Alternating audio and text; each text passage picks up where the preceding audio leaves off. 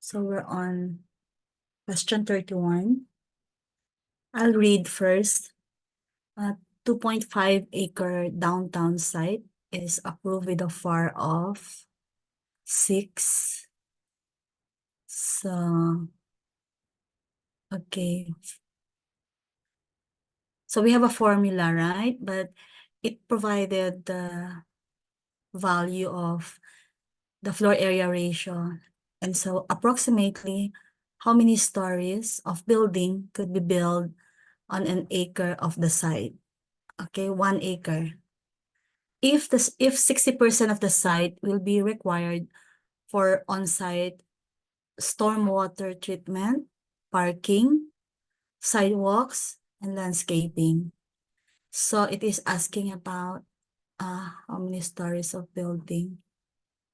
Okay, could be built on an acre of the site. So condition is 60%. Okay, of the site will be required for on-site. Halos inano ka na rin lang. Okay, so if we come to analyze that FAR, what is the formula of FAR? Do you still remember? Isn't it? It is a measure used in urban planning to describe the ratio of a building's total floor area to the size of the piece of land. So floor area divided by the land area upon which it is built. So a FAR of 6 means that the total floor area of the building can be 6 times the area of the land. So that's what it means by FAR. So can you answer? Hi, ma'am. Yeah. Good evening. Hello. Are you able to 15 answer? stories po. Okay. So can you explain to your colleagues? Sige po, ma'am. So with the floor area ratio of 6, so multiply po natin yung 2.5 by 6, which would give us 15. Then kung 60% po yung site yung gagamitin na for stormwater treatment, parking, sidewalks, natitira po is 40%. So ang 40% po ng 2.5 acres would be 1. So 15 divided by 1 is 15 pa rin po. So 15 stories po yan. Okay. So answer is letter C. He is correct.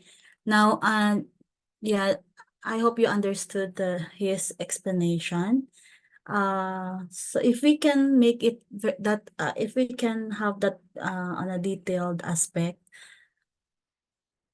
yeah, because FAR is, ano yung Menandro, what's the formula of FAR already? FAR equals? Multiply po natin yung FAR dun sa entire area po ng site. So Ayun. So 6 that's the times first one. 2.5 po. Because it says that it is 6 times, diba?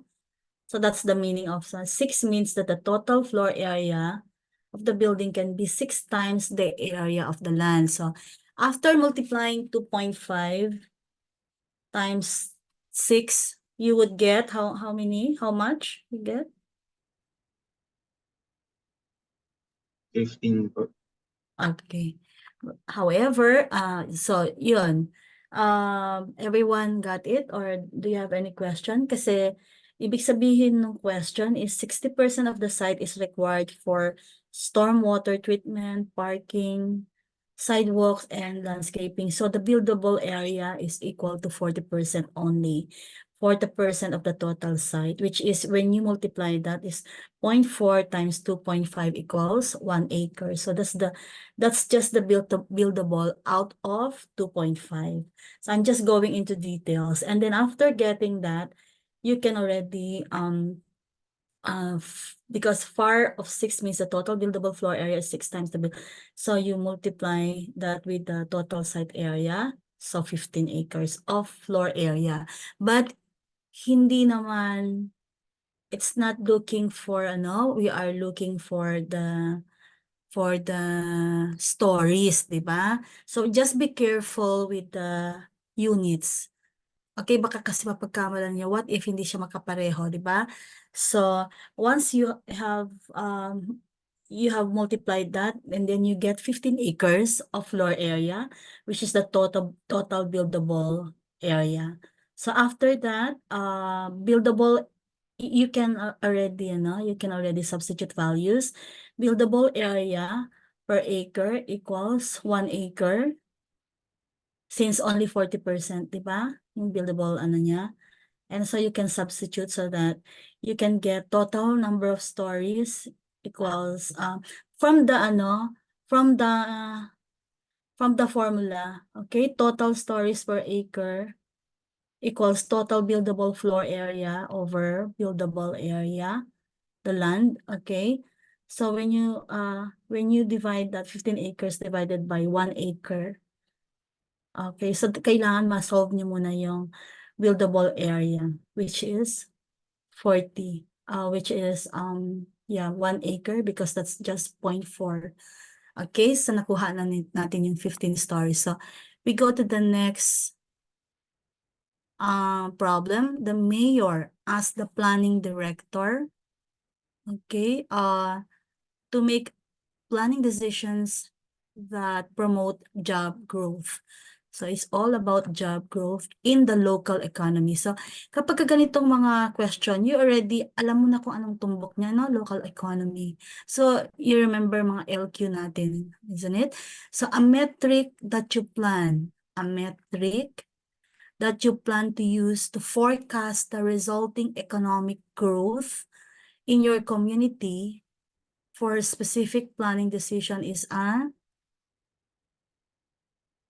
Location quotient. location quotient.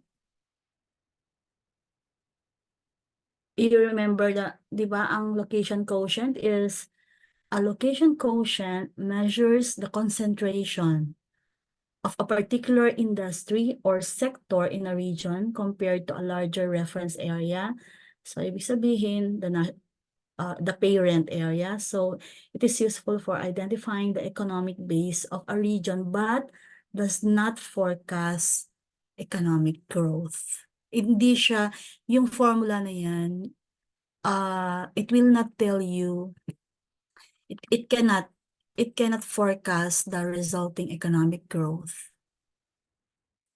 So it's more about LQ is more about understanding the existing economic strengths of an area rather than forecasting future growth. Remember? Okay, if mining area, if about mining or if we can make it general like agriculture, kapag ka mas mataas ang local versus the parent, then there's export happening, and if LQ is more than 1, so it is greater, so it is stronger in that particular industry. But in this time, in this question, we are talking about the resulting economic growth. So, okay, I'll get to the letter B. I'll explain. So, benefit cost analysis, right? This analysis compares the benefits of a project or decision against its cost. Kaya cost benefit or benefit cost. It is useful for evaluating the efficiency and feasibility of projects, but is not specifically designed to forecast economic growth. So, I will mark this. Okay. So it means that the BCA helps in decision making by weighing costs and benefits, but does not directly predict job growth or economic expansion. Okay. And so because the answer is multiplier. You remember when I was discussing LQ, I discuss multiplier. For example, mamaya, ito munang cost effective so that we can complete yung mga i-reject natin. Because cost effective analysis compares the relative costs and outcomes, means the effects of different courses of action. It is typically used to identify the most efficient way to achieve a specific goal, but it does not provide a direct forecast of economic growth. It is useful, though, for comparing the efficiency of different projects, but does not directly forecast economic growth. So please remember also the difference between benefit cost analysis and cost effectiveness. So because the answer is multiplier, okay, the multiplier effect measures the impact of an initial economic activity on the overall economy. It also estimates how additional spending, like for example, from new jobs or investments, generates further economic activity and employment. This metric is crucial for forecasting economic growth, as it helps predict the ripple effects of planning decisions on the local economy. So the multiplier is directly relevant to forecasting economic growth and job creation resulting from specific planning decisions. So remember, for each time that you increase investments, and then you measure the result, how it is affecting, for example, if LQ equals 1, and then you compute how many employees are you able to generate because of that, and specifically employment that you generate from that export activity, and especially in the local. So yung hindi non-exporting, how many, ano yung ripple effect niya, ano yung effect niya dun sa non-exporting. So that's what multiplier means. So it's a ripple effect of planning decisions on the local economy, especially when you have in new investments or new happening. So that's what it means, okay? Number 33. The Disaster Mitigation Act of 2000. Okay, so ano yung sa atin? Ano yung equivalent sa Philippines? DRR Act, di ba? So the Disaster Mitigation Act of 2000, this is US setting, required local governments to address potential hazards in a hazard mitigation plan, so the DRRMP sa Philippines, in order to remain eligible, keywords, eligible to receive certain federal funds before and following federally declared disasters. Your coastal community has adopted such a plan in a safety element of your general plan, and it addresses what? So we have SATA here. Okay.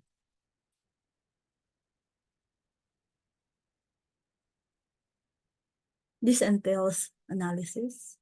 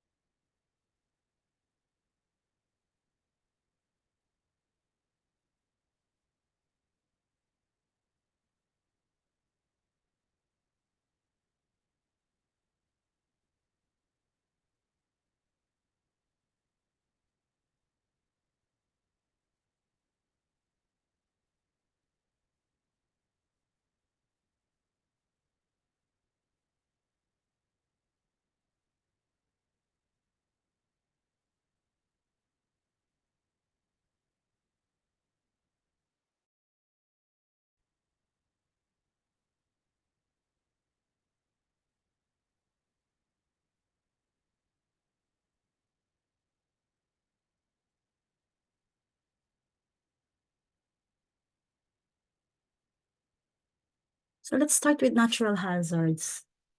These are hazards like earthquakes, floods, hurricanes, and other natural events that can impact the community.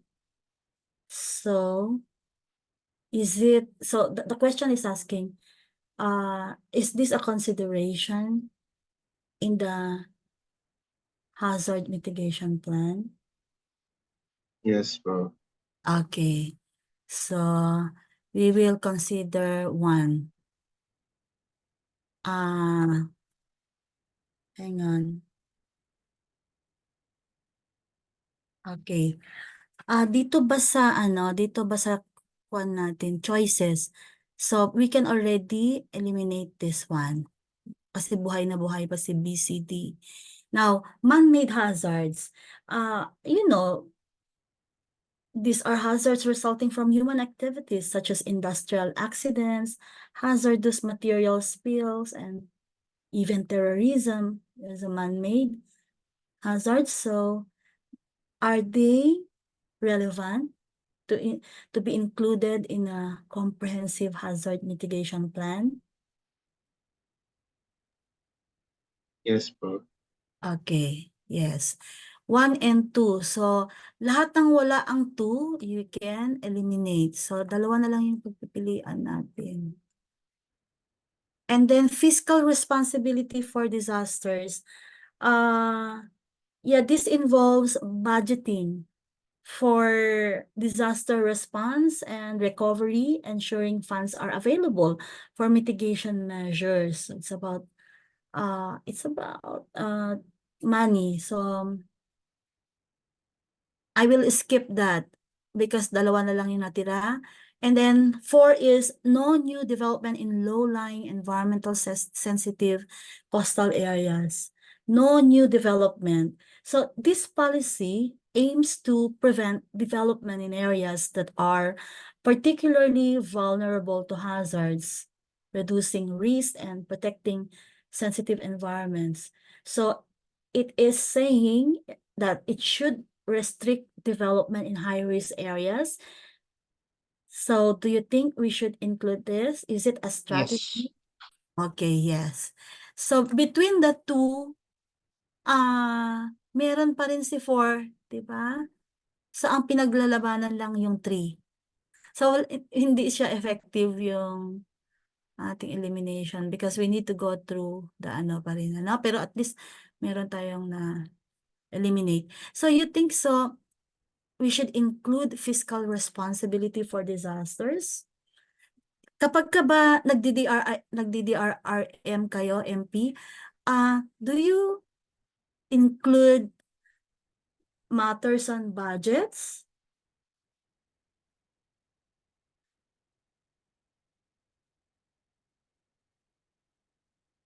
Or it should be elsewhere?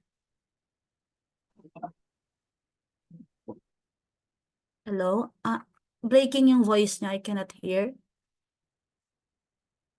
Do you think yes, we include or Yes po, yes. we don't? Yes po, ma'am.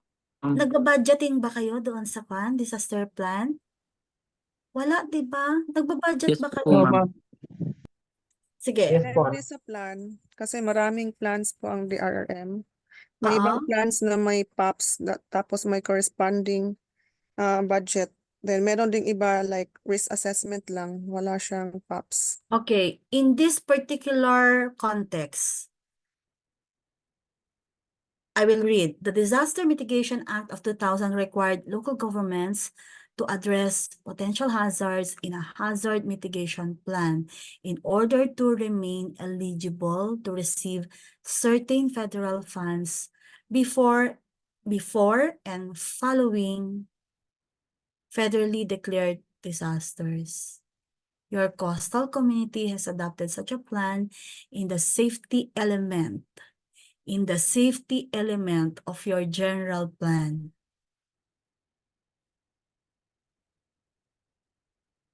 Now you decide.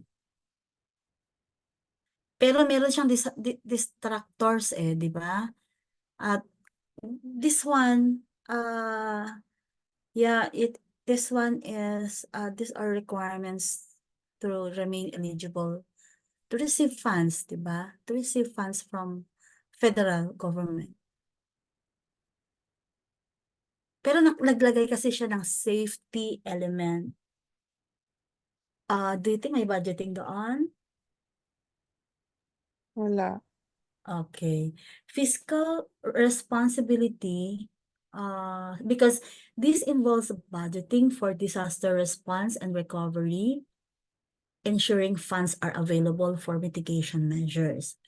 While fiscal responsibility is important, it is more related to emergency management and financial planning rather than being a primary focus of a hazard mitigation plan itself. Okay? Depends on the context, depends on the question. Now, all these contexts, you need to be mentally strong. Kaya dapat yung magmamarka kayo. Dapat by this time, you know what is like this and you know what is the invert or the slash, yung forward mo, slash forward ba siya or i-check mo or the other way. Dapat papracticein mo na yon. Dapat meron kang standard so that hindi ka maguluhan sa questions. Kasi if you expect long questions like this and i-chop mo siya so that you would understand. You find some keywords. Okay? So I'll move to that stop share. Okay.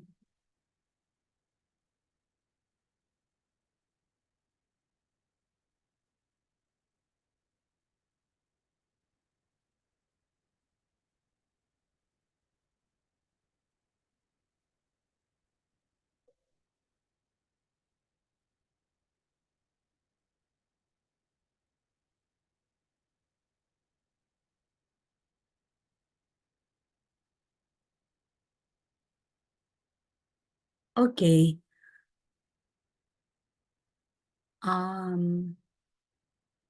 Super black. Okay, super black is a concept most often associated with. Okay. I'll be quiet. Okay.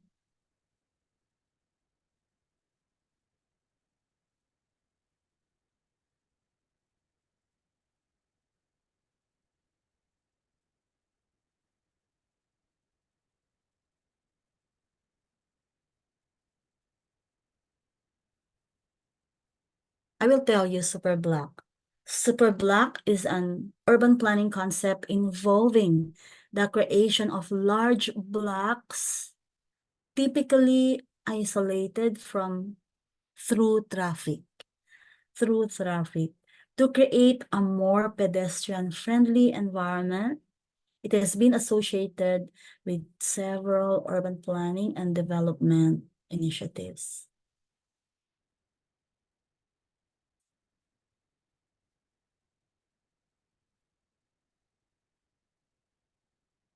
Medyo mahirap pag hindi mo siya kilala, no? Le Corbusier. Le Corbusier has radiant city concept. He proposed blank that combined high-rise residential buildings with large green spaces aiming to create a utopian urban environment. So, dapat Unitis, ay, paano ba yun pag-pronounce, ma'am? Yan, sino? Le Corbusier.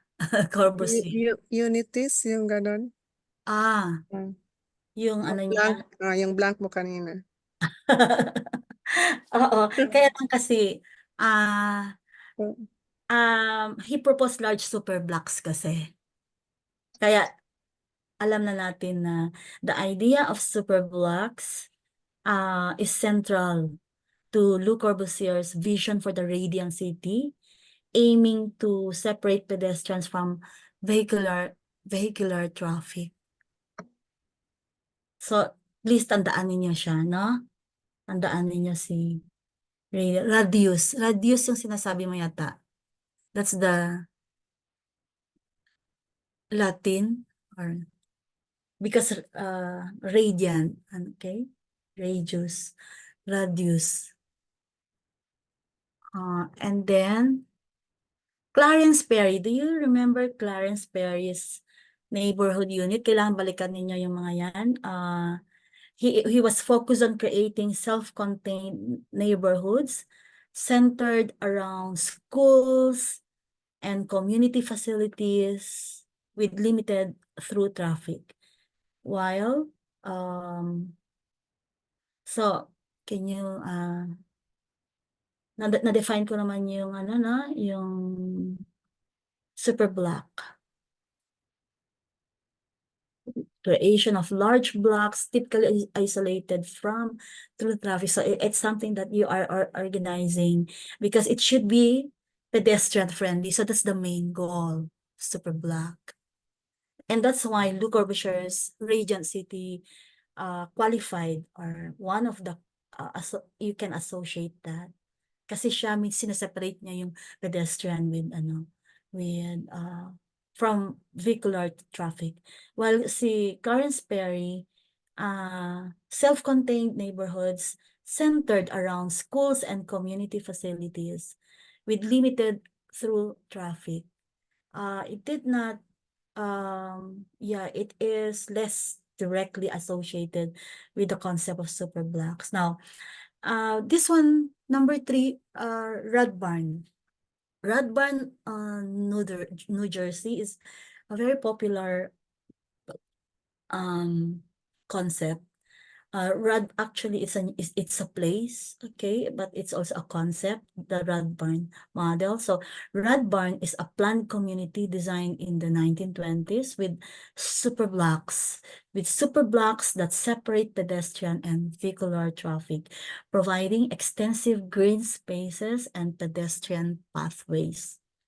So it is a classic example of the super block concept in practice. So you take the exam, the ENP exams, or you take the AICP, this will always, this will always be relevant to both. Okay? So, si Radbarn, New Jersey. So, Radbarn's design is a classic example. Now,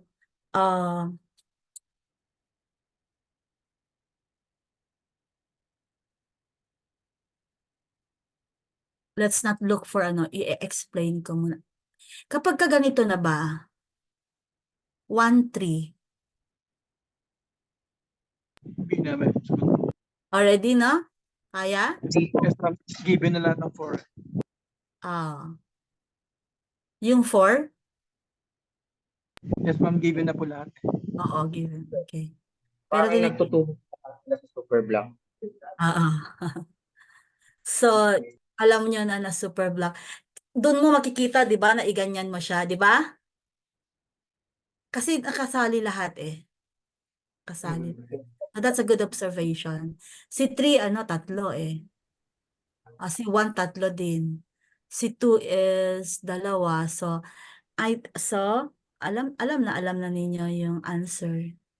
That it's, Para ha? para po siyang yung yung parang diversifying all of the concepts yung super block. Okay. Kasi po medyo na-confuse ako as to neighborhood unit at saka yung sa Radburn kasi may nabasa din ako under Radburn na incorporate din yung kay Clarence Perry doon sa Radburn, pero if we will look into the question super block, baka right, hindi talaga siya under super block si neighborhood unit kasi yung neighborhood unit na incorporate lang siya doon sa Radburn. Yeah, ano na yung similarity ni si Clarence Perry, he has this neighborhood unit. It is basta it's centered around schools and facilities, pero ano ba yung pagkakapareho nila ng ni planned community, parang ganun kasi, no? Planned community din kasi yung Radburn. It is a planned community. Okay, with super blocks. Kaya lang, ang pinag-uusapan natin dito is super block. Kaya, at this moment, you should already know the different characteristics. Magawa kayo ng mga summary ninyo, ganyan. Pero, don't worry because that's part of coaching. Gusto nyo na ba na makuha ninyo yung mga summary?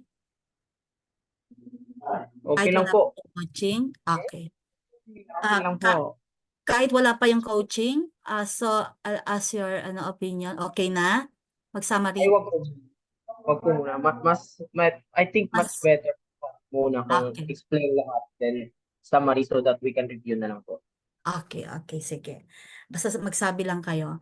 So itong urban renewal public, sige, tingnan ko lang yung urban renewal public projects, urban renewal public housing. So you know what's urban renewal, right? So you are addressing urban decay. So many urban renewal projects in the mid 20th century adopted super block designs actually to create large-scale housing developments, often isolating them from surrounding street grids. So super blocks were commonly used in urban renewal projects to create more controlled and pedestrian-friendly environments. So okay, um, we have. So what's the correct answer? Sir, di po. Di po. Okay, so.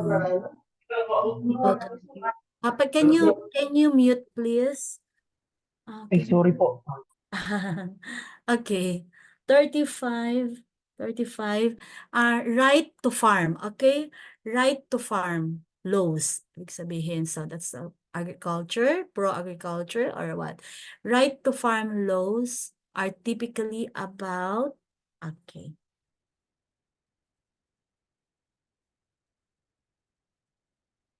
Parang Hindi po. din yan. Parang yung di ba? You remember our questions on adult use? Ano po, yung parang elimination. Okay. Sige lang.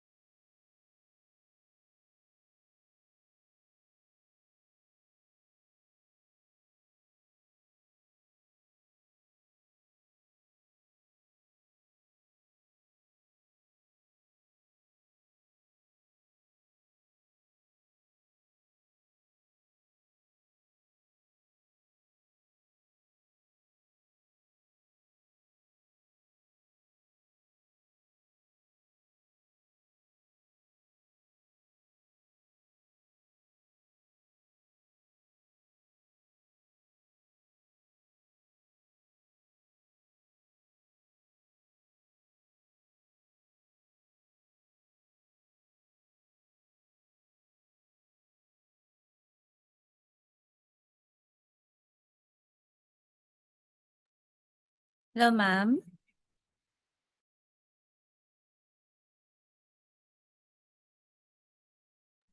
Ma'am Ana. Hala, I've been talking. Sorry. Akala ko walang na-explain ko na sayang hindi niyo narinig. Hindi po siya nakashare, ma'am. Ah? Wala Ay, hindi po nakashare po. di ba kanina nakashare siya kasi kasama ng kwan 35, 36, Jen. Wala ba? Meron pa kanina, ma'am. Oo, right to farm laws are typically, meron.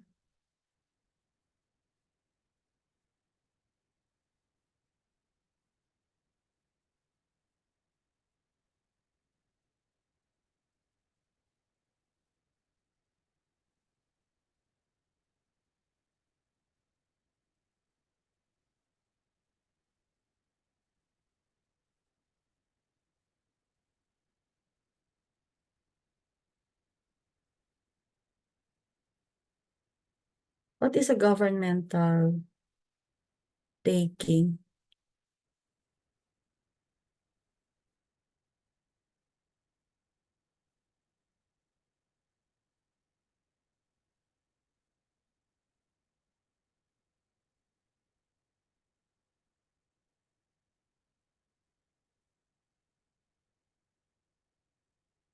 Jen, mag-excuse lang ako 2 minutes.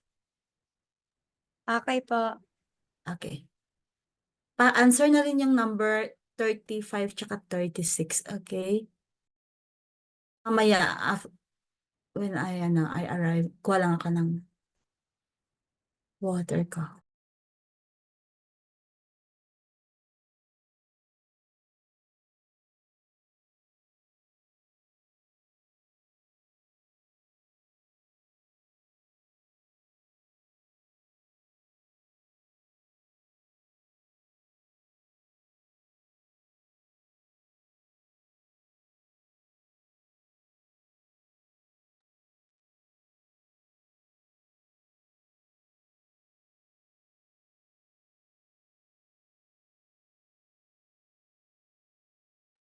Nakamute pa po si ma'am.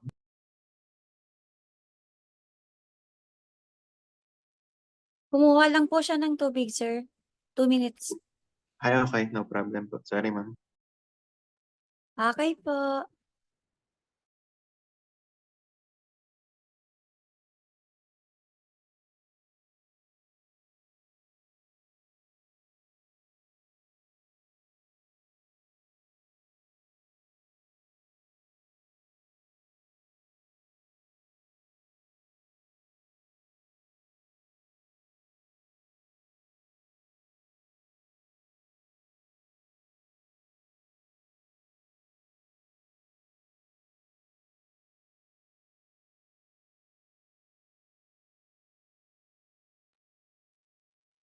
Thanks for waiting. Nandito tayo sa governmental takings. This refers to the government's ability to seize private property for public use, typically with compensation. So, ano na yung ano to? So, what is the equivalent in Philippines? Ma'am, wala po atang nakashare po. Ay, walang nakashare. Sorry. Bakit kaya na? It's okay.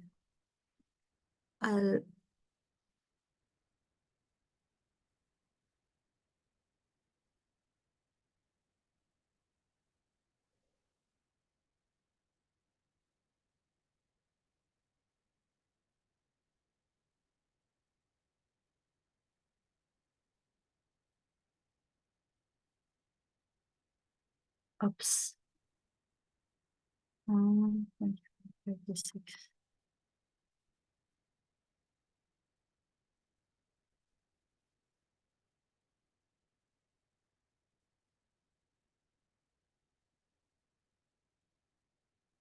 Baka natanggal kanina, no? Ah, kasi continuation siya ng ibang questions eh. Meron na po. Okay, so right to farm laws are typically about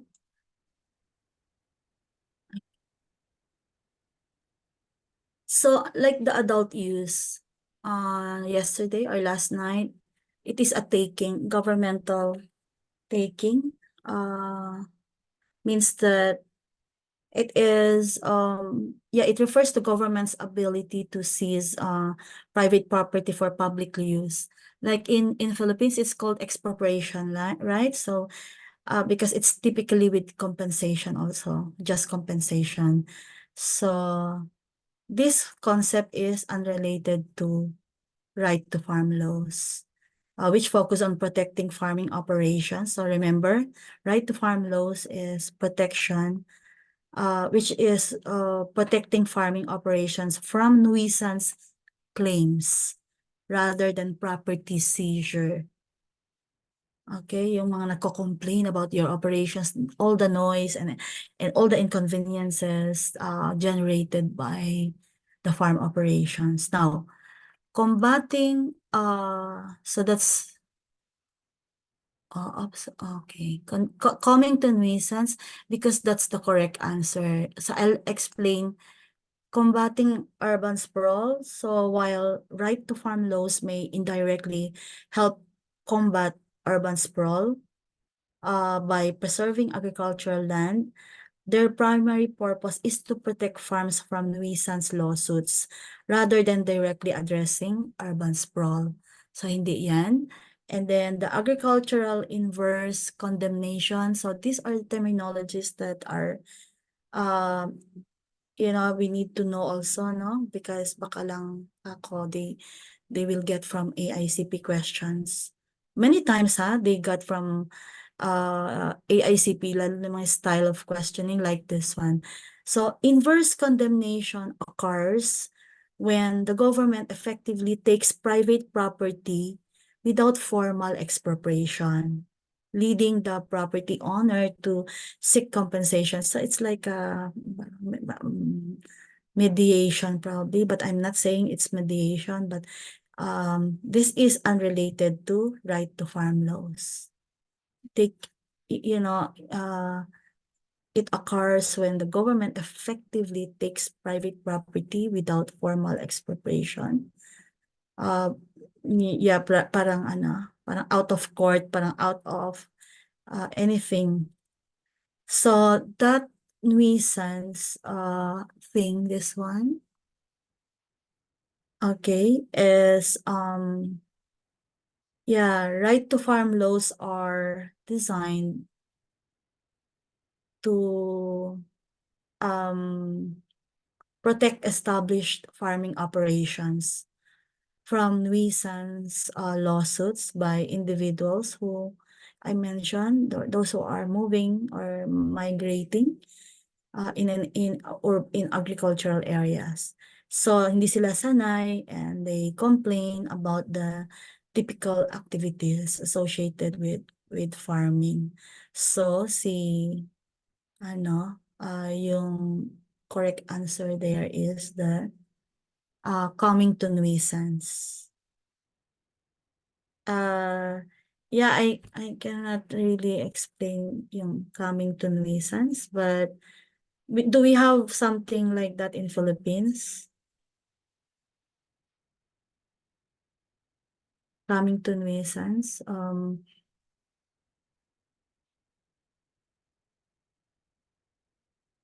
So okay. But I already explained about governmental taking. Coming to me, it is also a legal doctrine used in property law. Si Camille, can you help me? Because this is can you explain about this one? Diba it is yung coming to nuisance is also a legal doctrine used in property law, isn't it? Yes, ma'am. Okay, would you like to say something? nagalit si neighbor, di ba? And then they try to claim that the activity constitutes a nuisance. What is a nuisance?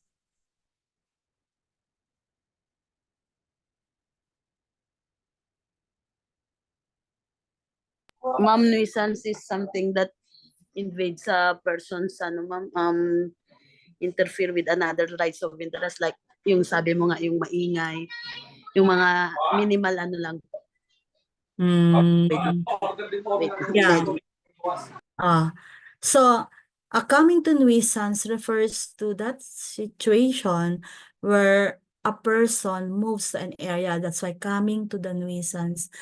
When a person moves to an area where a nuisance, so nuisance means the noise, odor, dust, or other disturbances it already existed and then they seek legal action to stop the activity causing the nuisance.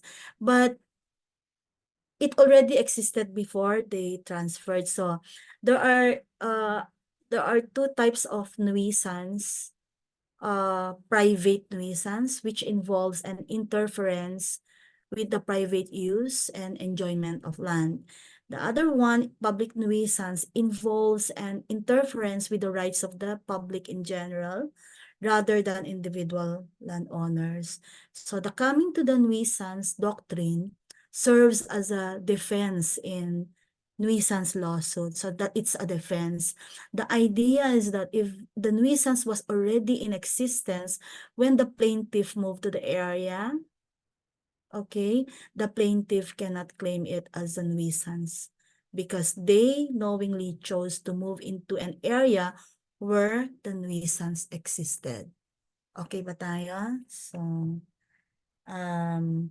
right to farm laws is intended to protect farmers from nuisance lawsuits. They have the right to be protected. Okay. So what else? Even for example, industrial activities. So there's a manufacturing plant, for example, that has been in operation for decades.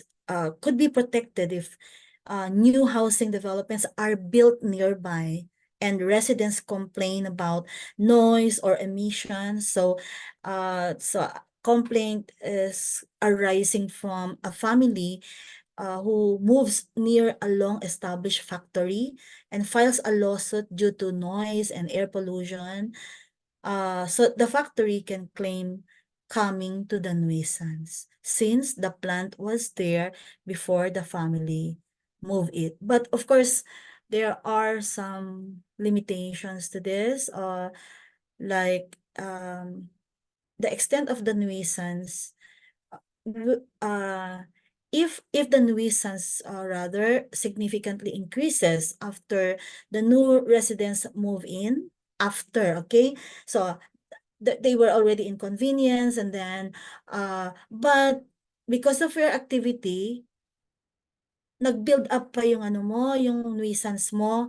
It says it significantly increases after the new residents move in.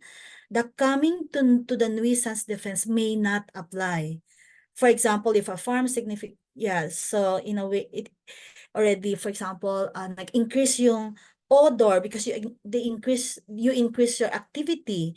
Yung noise, nag-increase din yung activity mo, dinagdagan mo yung mga machines mo. So the new level of nuisance might not be covered by this defense anymore. Okay. Also, when you are changing something, that if the nature of the nuisance changes or the activity causing it becomes substantially different from what existed when the new residents move in, so the defense might not hold.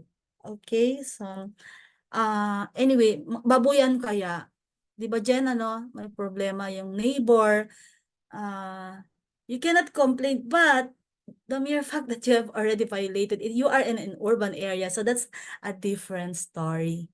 Okay? Ang hirap naman, nagiging lawyer tayo. Camille, but for the information of everyone, I took up law but I did not finish it. So, madaming work. Di ba? Nag-excuse pa ako, So, 36. the utopianism theory of planning is often, nakikita ba? Parang naputol ano? Kita naman po. Ay, nakikita?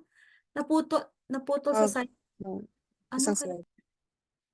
Okay, just a moment. Number 36. Sandali lang ha. Stop share. Wait lang. I'll get the whole thing. Just a moment. Sorry naman. The utopianism. Ang hirap naman. Okay. Correct pala yun. It's not. Okay. Oops. Hindi pa na-perfect yun. Okay. All right. The utopianism theory of planning. Utopian. You know what's the utopian? Is often linked to works by. Okay. Utopian. Imagined place po.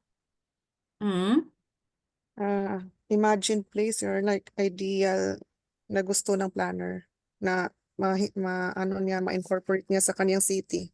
Correct. Okay. Now, among the four, sino yung you can associate with? Silicon po. B po. 1, 2, 3. B? Okay. Why so? Sige nga, explain mo sa akin yung, let's see, para marinig ng colleagues mo. Your fellow environmental planners, let's claim it. Okay, because she is correct. It's letter B. So, let's do one by one.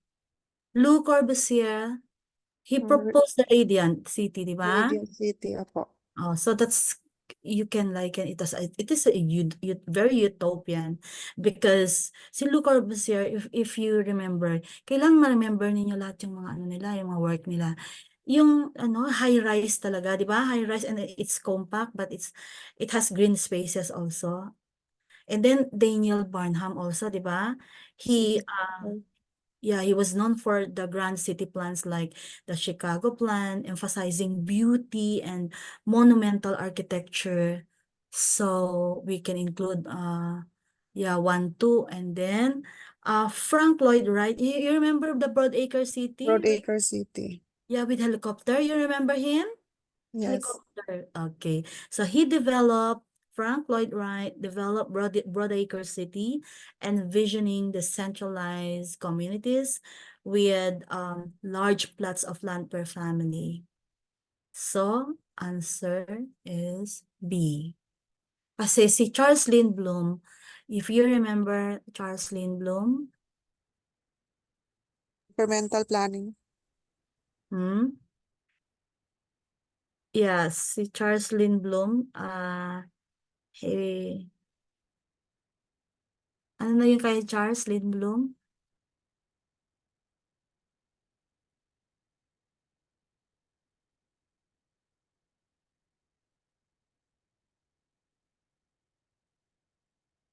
You need to remember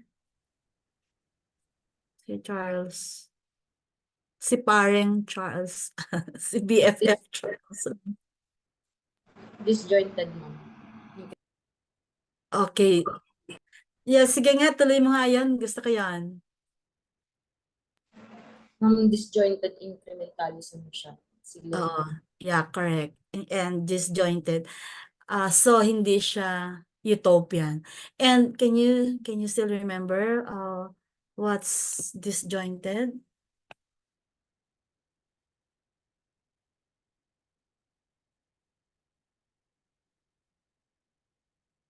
He was, di ba? Yung theory niya, incrementalism also, di ba? That's also the synonym. True, ma'am.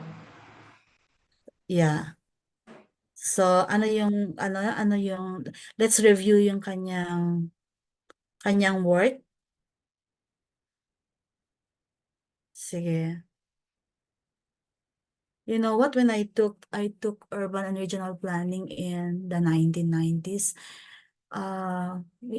we're like lawyers na pinatatayo kami, and then every day we take parang may quiz kami lagi, and yellow paper pa yung gamit namin noon, and we need to write something about today. For example, si Daniel Barnham, we need to write at least minimum 1 page, and then tomorrow another planner, another theories. So kailangan everyday mayroon kayong na memorize na isa. So just one of those advices na pwede kong masabi sa inyo. Buti na lang hindi nagsusulat.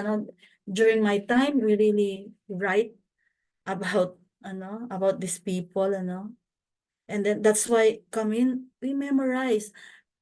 We memorize kasi para kaming naka-Bartolina that we really need to write about them every day.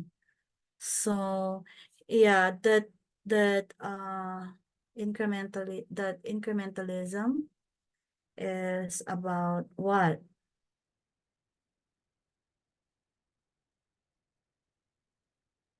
Ano yung hina-highlight doon? That the pragmatic approach to decision making, emphasizing small, manageable changes over sweeping reforms, like the realities, diba? The realities of policy formulation and implementation, that very small steps until you finish that. So because it's incrementalism.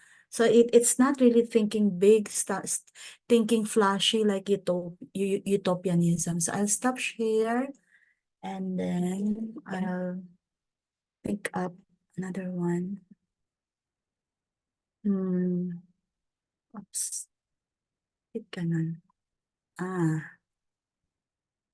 37. Okay. Ito siguro makukuha nyo ito.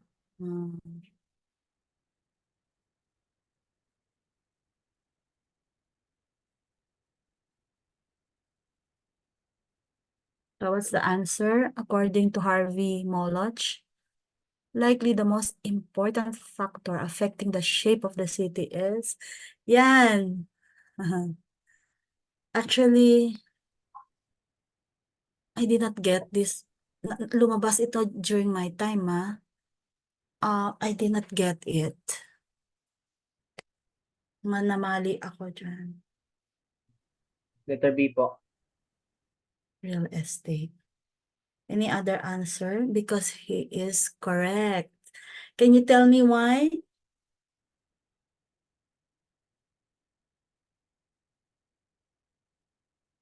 Can you tell me why? Mali kaya ako dyan? Oo. Ano ba yung parang nansalan ko yata is letter A during that time.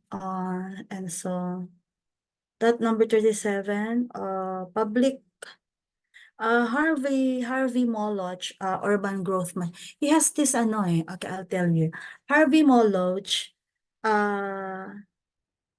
he has this urban, hindi ko ito na-discuss sa inyo . He has this urban growth machine theory, which says that the primary driver of urban development and city shape is the coalition of real estate interests. Nakita ko na lang ito nung I made a mistake. So these stakeholders, the real estate, including land developers, property owners, and investors, influence land use policies and development decisions to maximize land value and economic returns. Lalo na there's a new law on land valuation. Can you tell me? I asked Jen to share to you. What's that RA all about? Yeah, few days ago it was approved. And it was, di ba? Naalala ninyo? There were two new laws yung sa region ng Negros Oriental region, di ba? That's regional delineation topic, di ba? I'm not sure. I hope they include para makuha nyo. Sayang pa yon. 1 point at kung madaming point yon. And then the other one is land valuation. So, yeah, si Harvey Moloch. So it's we siguro before we're not realizing that they have little relevance in terms of policy, but Harvey Moloch posits that the primary driver of urban development and city shape is the coalition of real estate interests. So public planning is incorrect because while public planning plays a role in shaping cities, Moloch argued that it is often influenced by real estate interests and transport improvements. Their letter C, transportation is a significant factor in urban development, but Moloch emphasized the overarching, still the real estate interest. Local banking interest naman is banking interests are important for financing development, but they are not the primary factor. So it's still I'm not providing what is local banking interest because it's very easy, it's very literal, but still keyword is according. Okay, no matter what, kahit mali pa yung ni Harvey Moloch, but according to Harvey Moloch, so there's no way but if you can do some intelligent guessing or basta maintindihan ninyo na tonight I mentioned to you that Harvey Moloch has this urban plan, is this machine that urban growth machine, and it's a theory that says that land use that the primary driver of urban development and city shape is the coalition of real estate interests. So I'll stop share. Siguro naman you will remember that. Then I'll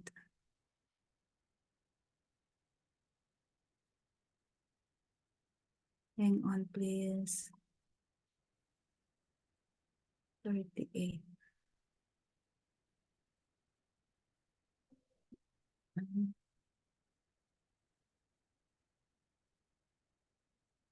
Okay.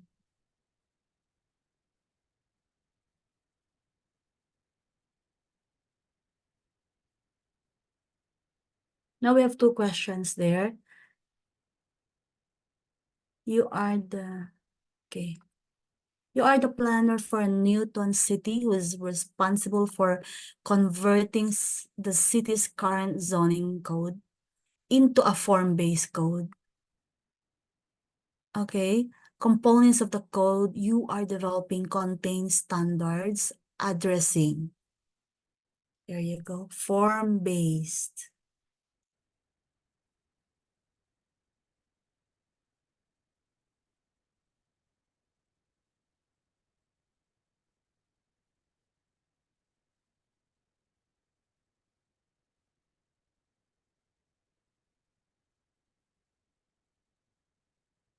Para hindi kayo mahirapan, form-based codes are a method of regulating development to achieve a specific urban form. Form nga di ba? So they create a predictable public realm by controlling physical form, so it's still form, with a lesser focus on land use. C. Okay, someone said letter C.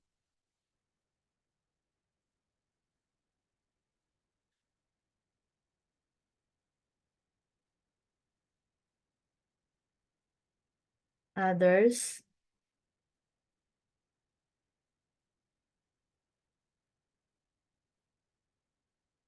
Because that's not the correct answer. Any try again. D. Sorry, dog?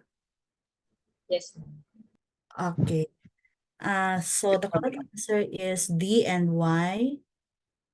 Okay, let's do it one by one. So, tingnan mo natin yung building configuration, okay? So, again, form-based codes are method of regulating development to achieve a specific urban form. So it's controlling the physical form, and so it has a lesser focus on land use. So that's the form-based codes.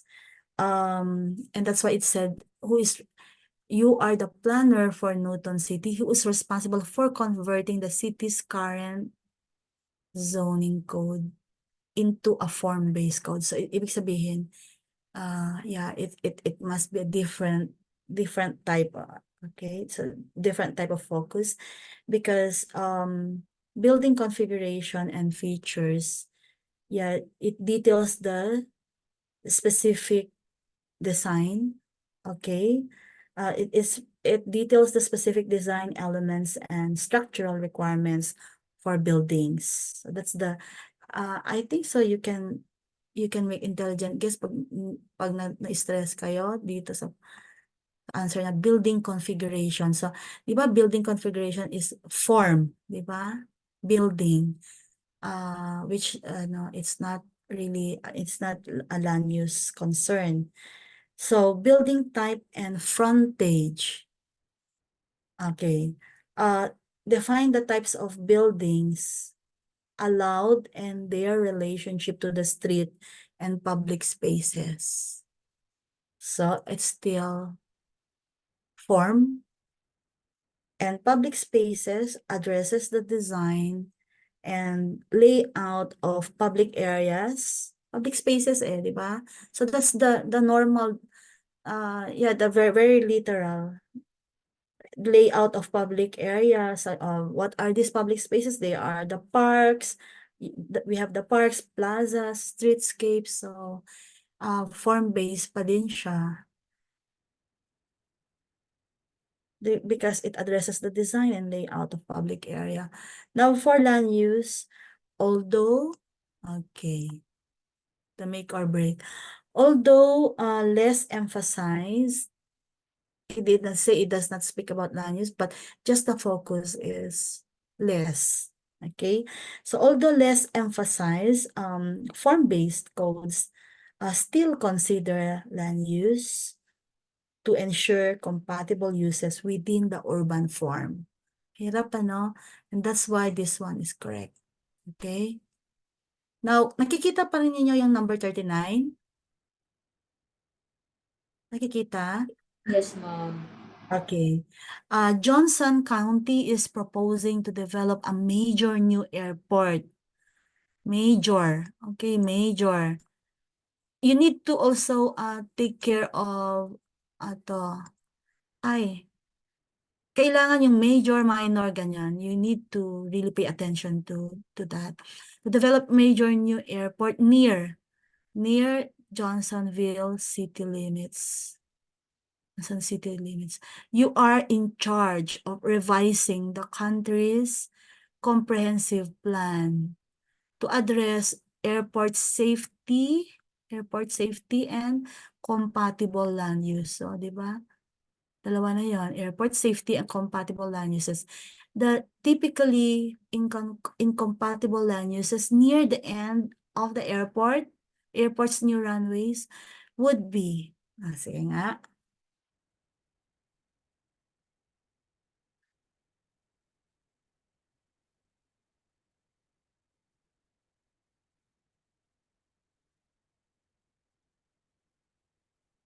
why incompatible? Because it could be adversely affected by noise, di ba? Kapag ka-airport, the noise, the safety risk, or it could potentially increase risk for aviation operations. So this residential development and places of worship are particularly sorry? Ipo. D? D, ma'am. D. B? Okay.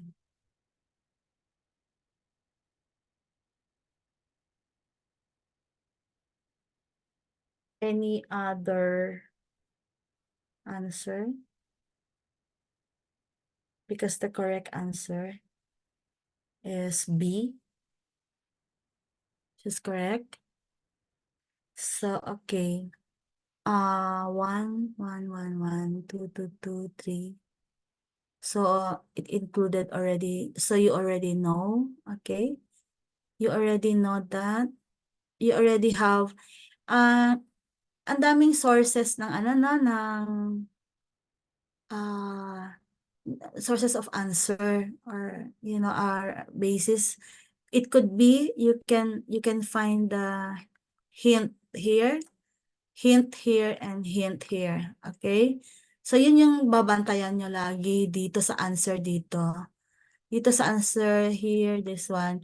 Kung may nakita kayo na lahat nag-occur na, so, you know already, you can get a hint doon na yung residential development I should be included. Diba? Because the typically incompatible siya with what? With the airport, diba? Because it has a new runway. So kapag ka nakuha mo na yung residential development, so hindi mo rin sure kung yung 2, no? So, pero typically, for places of worship, diba?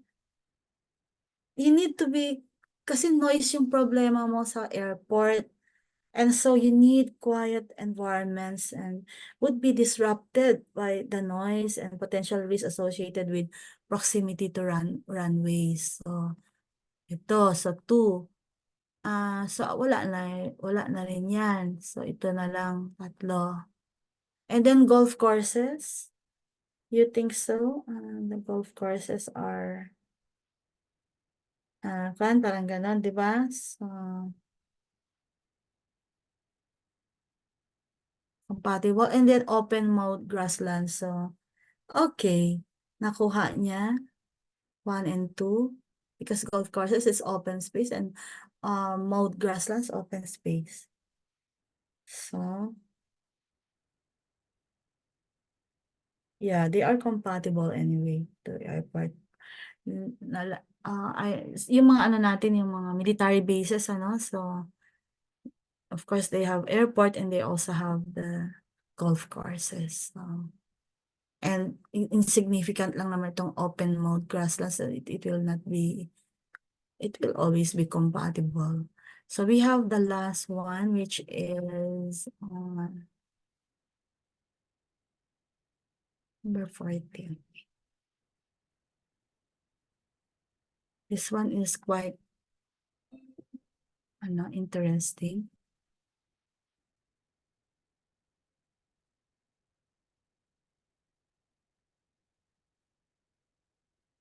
Okay, Orange County is quickly losing its prime agricultural lands to a new or to new suburban development. So I already discussed many things about suburban. And then among the planning tools your planning director wishes to utilize to help protect agricultural lands is the TDR program. TDR, I'll explain later. So the potential use of this tool for agricultural protection will likely involve you in a discussion of the legal principles established in blah blah blah. So it means that it's one of the concerns to when you utilize the TDR. So yeah, what is TDR? Is the transfer of development rights. It's not really a tool in the Philippines, but a transfer of development rights program is meant to protect agricultural lands which involves legal principles established in significant land use and zoning cases. So TDR programs allow landowners to transfer the right to develop one parcel of land to another parcel, helping to preserve agricultural land by directing development elsewhere. Can you imagine that? TDR programs allow landowners to transfer the right to develop one parcel of land. So you ask someone to develop your parcel of land to another parcel. So you own this one, but you are developing that because you parang wini-wave mo ba yun? So you're helping to preserve agricultural land by directing development elsewhere. So you're not developing your land because you want to protect that. So parang if we look at all this one, it's case kasi ito eh. So okay, let's see kung maano ko to. Penn Central Transportation Company versus the City of New York. Yeah, I've read this many times because already 2019 ko pa na-encounter ito. So I've been using that as a reference. So this case dealt with historic preservation and the regulation of land use without constituting a taking under the Fifth Amendment of it's a US concern, so US law. So the principles established include the idea that land use regulation that benefits the public can be imposed without compensation as long as it does not deprive the owner of all economically viable use of the land. So did you think it is one of that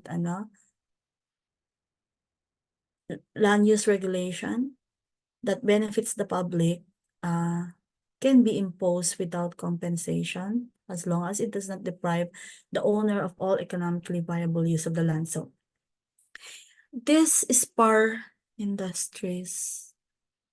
Okay, yeah, I'm not sure about the Spar Industries. I'll jump to Fred French Investing Company versus City of New York, both City of New York. So this case addresses the use of TDRs, okay? Yeah, it is a tool, the use of as I've mentioned, tool for land use regulation.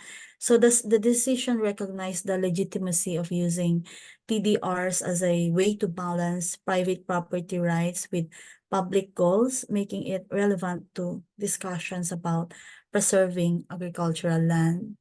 So it made use of that.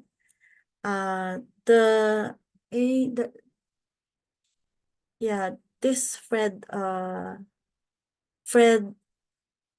French Investing Company versus City of New York is incomplete. Let me see.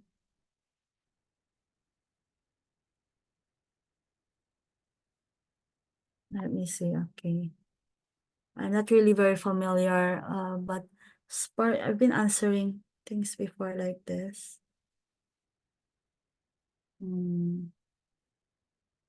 So anyway, this you remember this Village of Euclid? Someone tell me this one. This is about why we have Euclidean zoning. So dito nag-originate yung Euclidean zoning, the traditional zoning that we have. So this was the reference yung 3, Village of Euclid versus Ambler Realty in 1926. So that's why nagkaroon tayo ng Euclidean zoning. And then the Spar, yung sa Spar naman.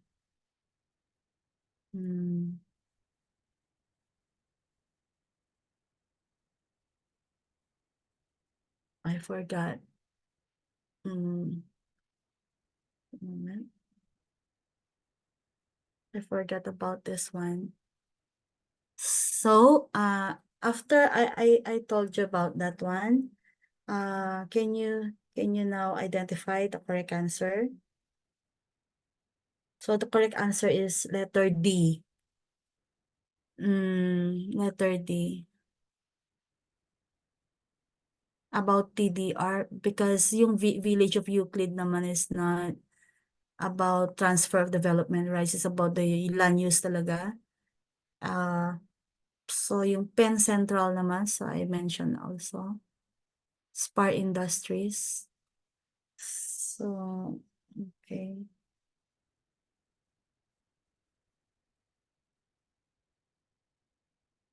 I think, Spar Industries, di ba? Para siyang yung discussion kanina on coming to nuisance. So, yeah, that's okay. I went back to my AICP. It is a landmark case in nuisance law. Nuisance law, emphasizing the importance of balancing the interests of established businesses. So, hindi naman sila nagdagdag ng anything. So it serves as critical reference for urban planners, developers, and legal professionals in understanding the complexity of land use and application of the coming to the nuisance. So I hope you understand very well coming to nuisance. So there are exceptions, so there are limitations. Kapag ka nagdagdag ka pa ng noise dyan or any other inconveniences, then it does not apply. Yung coming to the nuisance. So, the nuisance law, and then Village of Euclid. Okay, so answer is Fred French Investing Company. Yes, so naintindihan natin yung yung kanina, yung sa moment. I will repeat that one. Number 40.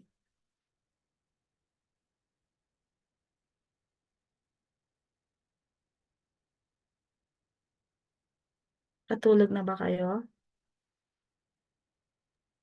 Hindi pa po, ma'am. Sorry. I was thinking na nakatulog na kayo dahil nabobore na kayo or something. But 40 indeed is the last one. So okay na ba tayo? So yan ang pinakamahirap kasi it's something like sa environmental laws. That's why if you want to take AICP, you need to review on cases din parang din siya. Madami ding reference. Just imagine yung mga landmark cases nila. It became the worldwide yung zoning natin. So it was in fact the reference why we had that traditional zoning, why we're segregating residential or industrial because of that Village of Euclid. Doon siya nakuha yung Village of Euclid, Euclidean, which means the traditional zoning. So then yung I repeat yung Penn Central Transportation Company versus the City of New York.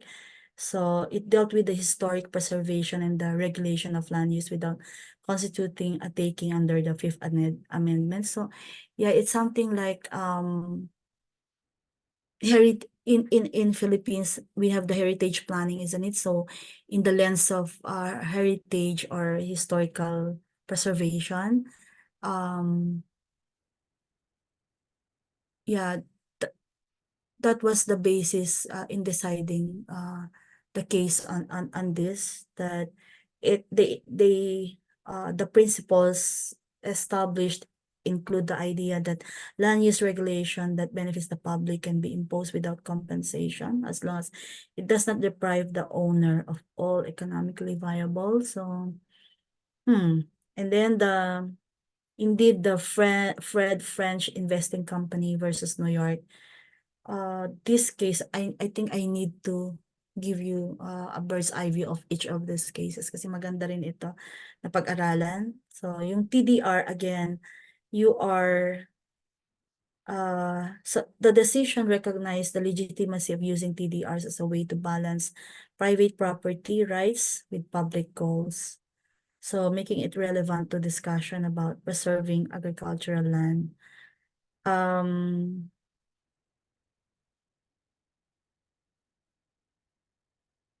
So now if we study the transfer development rights, so the goal, your goal, that's why it says public, balancing private versus public goals, or is because you protect your agricultural land. So in order to do that, you use TDR. Yes, this allow landowners to transfer the right to develop one parcel of land to another parcel. So you're like you just nakalimutan ko na yun but I had a good slide on this slide. Parang na-discuss ko na ito sa Cebu before when I helped the Cebu chapter of PIEP to, in their review noon. So I went to Cebu and I managed to discuss all these 58 questions. Ngayon ko na naman ulit binalikan. So anyway, I'll stop share and tomorrow again. Thank you.